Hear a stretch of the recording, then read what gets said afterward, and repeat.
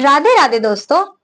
तो कल हमने श्लोक 16 के अनुसार पढ़ा कि संजय को विश्वास है कि युधिष्ठिर ही आगे चलकर राजा बनेंगे। इसके आगे हम शुरू करने जा रहे हैं श्लोक 17। कायश्च परमेश्वासः शिखंडी च महारथः दृष्टद्युम्नो विराटश्च सात्यकिश्च पराजितः। श्लोक 18। द्रुपदो द्रौपदेयाश्च सर्वशः पृथिवीपते सौभद्रश्च महाबाहु शंखांधवं पृथक पृथक।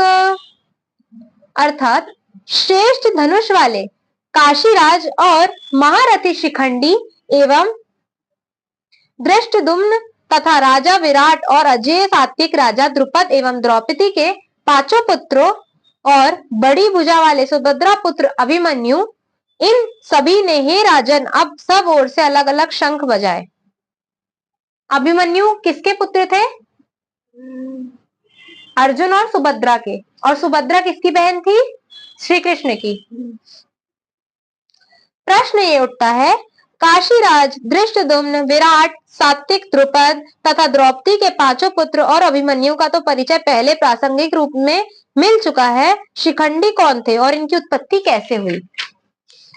शिखंडी और दृष्टद्युम्न दोनों ही राजा द्रुपद के पुत्र थे।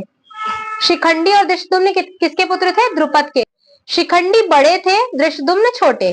पहले जब राजा द्रुपद के कोई संतान नहीं थी, तब उन्होंने संतान के लिए आशुतोष भगवान शंकर की उपासना की थी। भगवान शिव जी के प्रसन्न होने पर राजा ने उनसे संतान की याचना की। तब शिव जी ने कहा, तुम्हें एक कन्या प्राप्त होगी। राजा द्रुपद बोले, भगवान मैं कन्या नहीं चाहता, मुझे तो पुत्र चाहिए। इस पर शिव जी ने कहा, वह कन्या ही आगे चलकर पुत्र रूप में परिणत हो जाएगी। इस वरदान के फलस्वरूप राजा द्रुपद के घर कन्या उत्पन्न हुई। राजा को भगवान शिव के वचनों पर पूरा विश्वास था, इसलिए उन्होंने उसे पुत्र के रूप में प्रसिद्ध किया। रानी ने भी कन्या को सबसे छिपाकर असली बात किसी पर प्रकट नहीं होने दी। उस कन्या का नाम भी मर्दों का सा था, शिखंडी रखा, और उसे राजकुमारों की सी पोशाक पहनाकर यथाक्रम विधि पूर्वक विद्याध्ययन कराया। समय पर दक्षाण देश के राजा हिरण्यवर्मा की कन्या से उसका विवाह भी हो गया। हिरण्यवर्मा की कन्या जब ससुराल में आई, तब उसे पता चला कि शिखंडी पुरुष नहीं है, स्त्री है। तब वह बहुत दुखित हुई और उसने सारा हाल अपनी दासियों द्वारा अपने पिता राजा हिरण्यवर्मा को कहला भेजा। राजा हिरण्यवर्मा को द्रुपद पर बड़ा ही क्रोध आया और उसने द्रुपद पर आक्रमण करके उन्हें मारने का निश्चय कर लिया।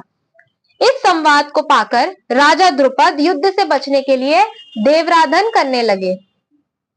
इधर पुरुष वेशधारी उस कन्या को अपने कारण पिता पर इतनी भयानक विपत्ति आए देखकर बड़ा दुख हुआ और वह प्राण त्याग का निश्चय करके चुपचाप घर से निकल गई।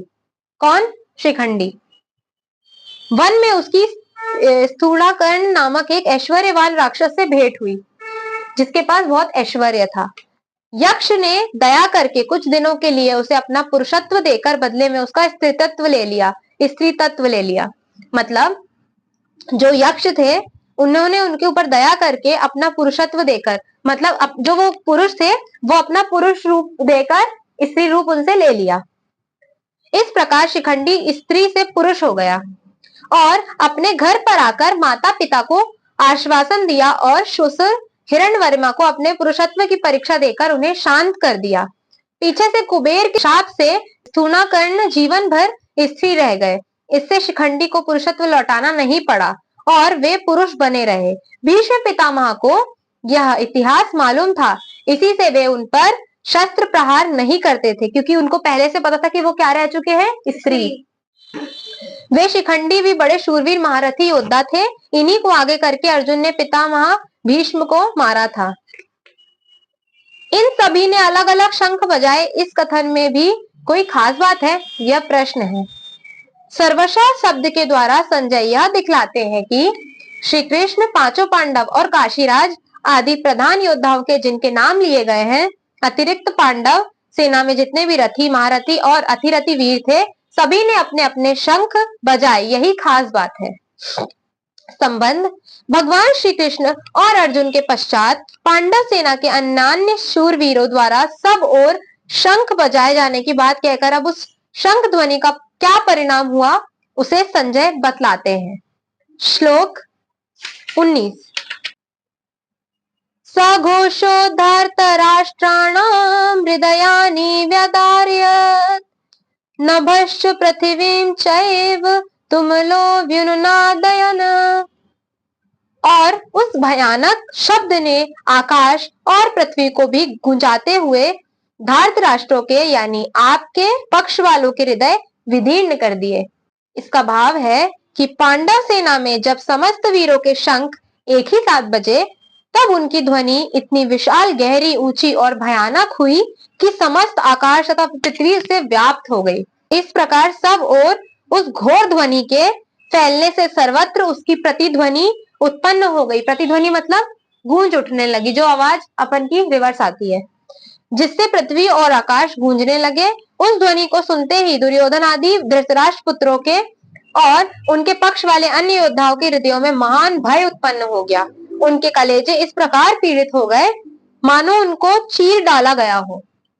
संबंध: पांडवों की शंख ध्वनि से कौरव वीरों के व्यथित होने का वर्णन करके अब 4 श्लोकों में भगवान श्री कृष्ण के प्रति कहे हुए अर्जुन के उत्साहपूर्ण वचनों का वर्णन किया जाता है। इसके आगे हम अगली वीडियो में ये श्लोक लाएंगे। अगर आपको हमारी वीडियो पसंद आती है तो हमारे चैनल को लाइक, शेयर एंड सब्सक्राइब जरूर कीजिए। राधे राधे।